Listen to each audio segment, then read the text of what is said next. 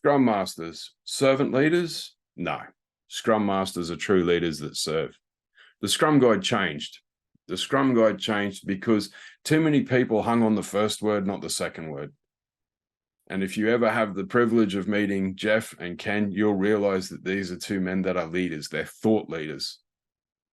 They're deeply experienced people who have led a community and have helped shape the ways of working for another generation, right? That's leadership. Service or servitude is a feudal concept.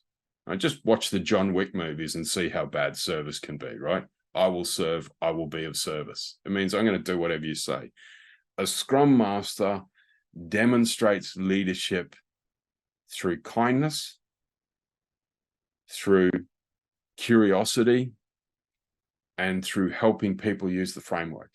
So it's very much a leadership role.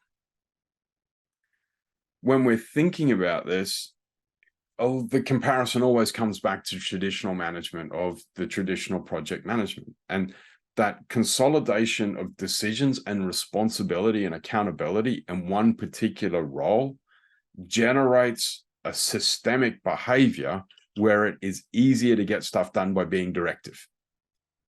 And so it creates a default culture of someone telling someone else how to do things. Now, I've worked with some amazing project managers in my time. And when I was working at a financial institution, there's a project manager, Barry, and he was just charm personified.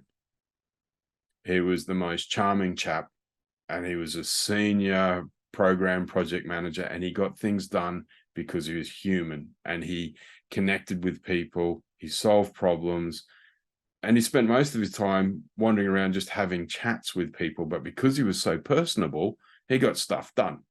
He also gave people space and freedom to operate. So the point I'm trying to make is not all project managers act like that. I've worked with some great project managers that are not directive. And what do you know? Their projects are better. You know, who knew that people like being treated like adults and just don't have to get on with stuff?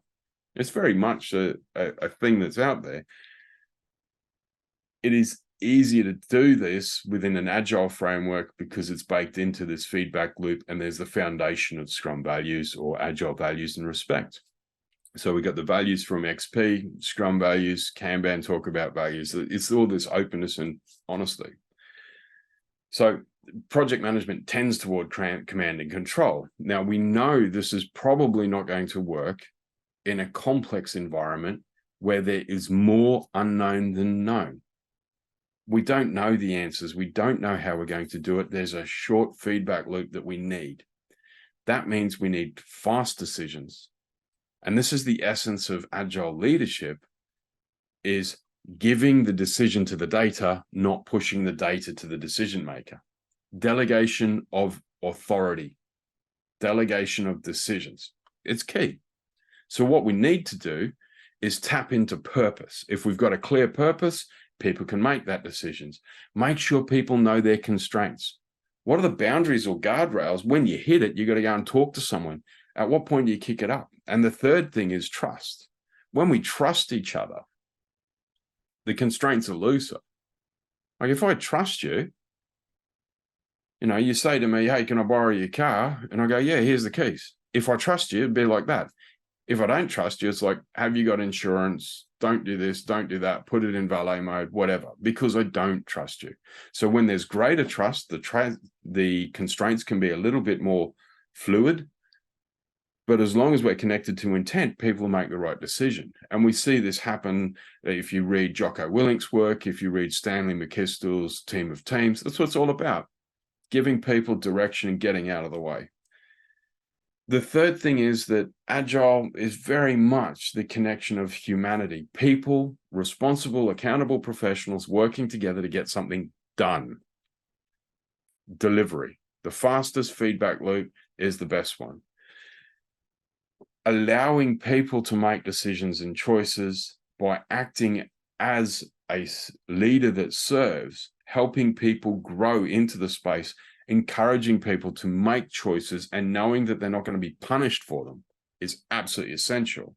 And that way we've got a fidelity of communication, an honesty of action, and short feedback loops.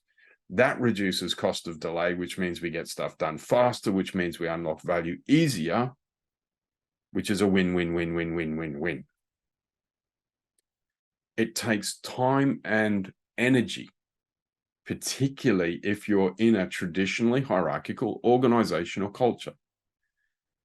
The most agile team I personally worked with, and the growth journey of it, was a mobile team that was mixed between the UK and India.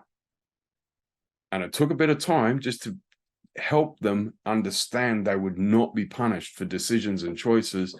And that team absolutely flourished over a year. They became the most responsive team I can imagine. It got to the point that they could release faster than Apple Store would unlock their releases, because Apple had a different release policy depending which continent you're on. So it can be done, but it takes time, patience, and support. And that's why when we think about this, we dance through the Scrum Master choices. And when Stephanie and I were writing our book, we shaped 8 choices that are still in the PSM courseware today. The key one, pointing north, direction, purpose. So pointing north comes from the Toyota way. It's not only where we're going, but the manner in which we wish to do it. So we're going here, we're going to build the product in line with the Scrum values. Teaching, mentoring, fairly self-explanatory. Coaching, facilitating, once again, fairly well known. Upholding Scrum, play the game. Here's the boundaries, just reminding people of that. Not being the Scrum police, but gently reminding people about the 3 accountabilities, 3 artifacts, 3 commitments, and the 5 events.